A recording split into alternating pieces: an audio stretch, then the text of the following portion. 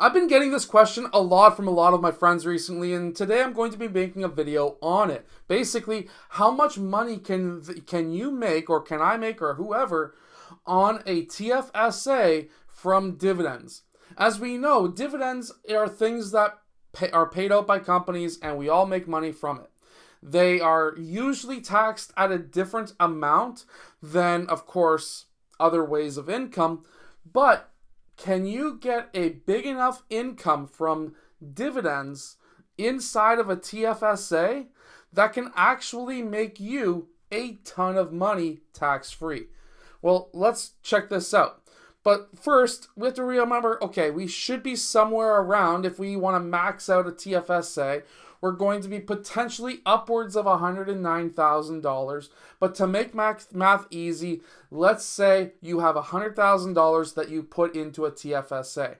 Now, before you click off this video saying, I don't have 100K, or I don't have that much of a slot open in my TFSA, because it does depend on how old you are for how much room you have in a TFSA. But let's say, for example, just to make math easy, how much can we make tax-free inside of a TFSA?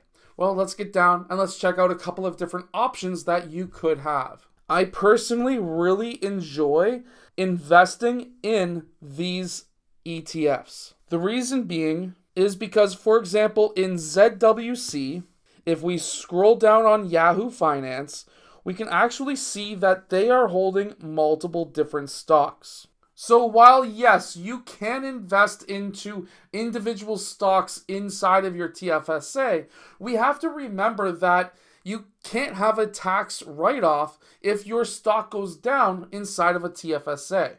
So generally speaking, ETFs are slightly better, or at least slightly safer, because they hold a wide range of stocks versus just one individual stock where if it goes down, you can't have a tax loss on that.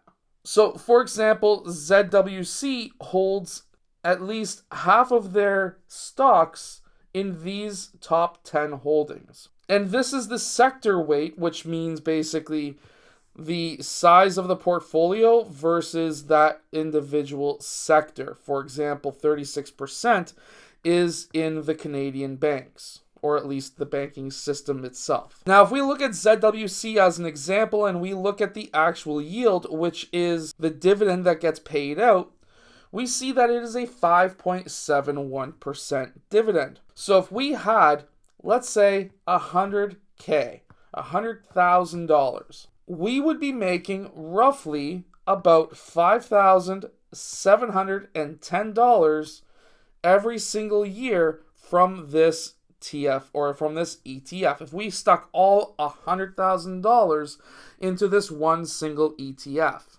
that is roughly at about $475 and about 83 cents every single month. Now you may be saying, well, that's not a lot of money. $475 is not going to be able to allow me to retire, or at least stop working, if I'm only making $470 a month.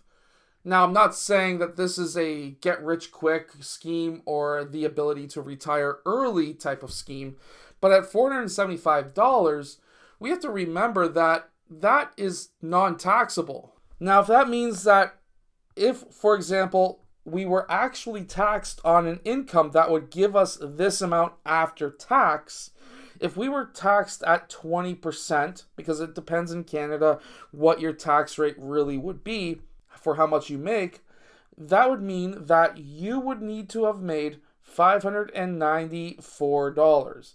If you're taxed at a rate of 25%, that means that you would be having to make $634 just to make this $475. If you were taxed at 30%, you would be at $679, and if you had a massive 35% tax rate, that would actually be equal to $732. So what this is actually saying is you would need to work, make at a job anywhere between $600 and $730 pre-tax to be able to make that $475 after tax. which is massive. That is a lot of time at work that you don't need to spend at actual work.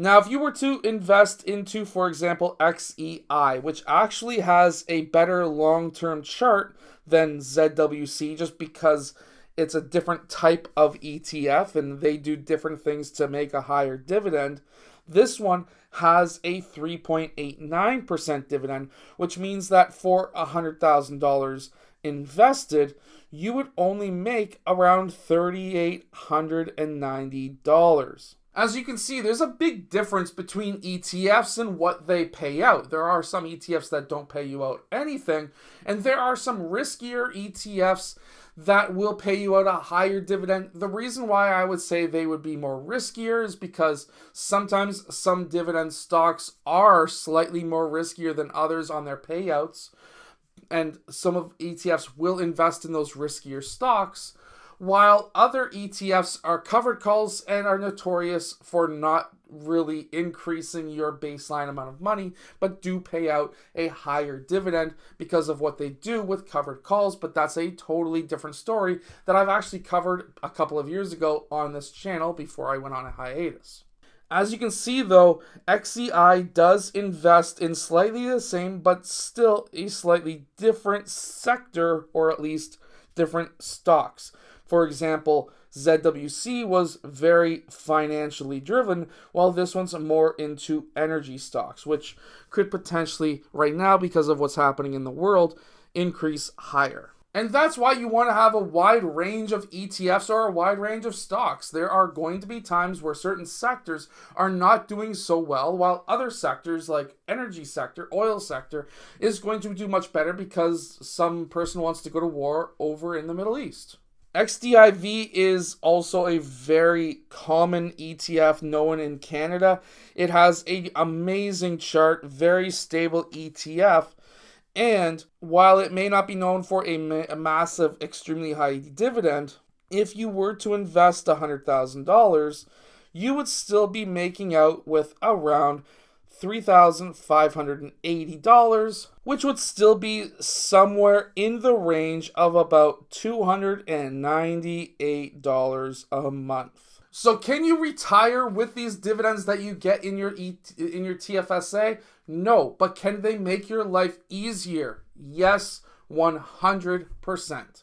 Anyways, I hope that this video has helped you. If it has, hit that like button and subscribe, and I'll see you guys again in my next video.